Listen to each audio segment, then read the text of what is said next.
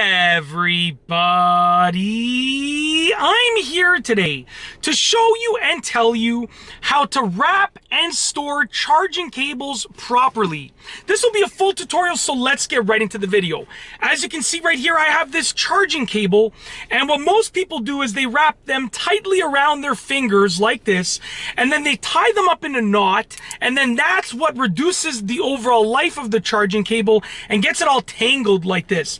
The proper way takes a little bit more work, an extra little piece of material, but it works wonders, okay? So here's what you need to do. You need your charging cable and you need an elastic band.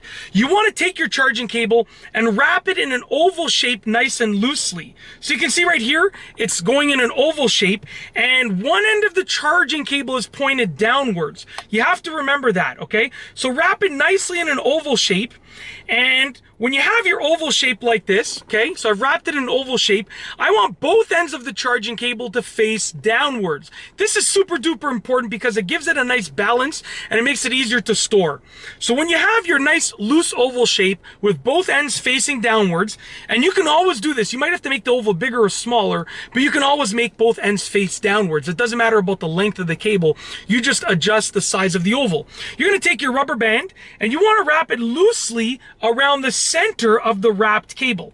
So you don't want to make it super tight, you just want it to be tight enough to hold it in place. When you're done, it's going to look something like this. As you can see right here, we have a nice loose oval shape.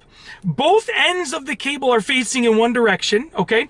And the rubber band is holding it nice and loosely, but still firmly in place.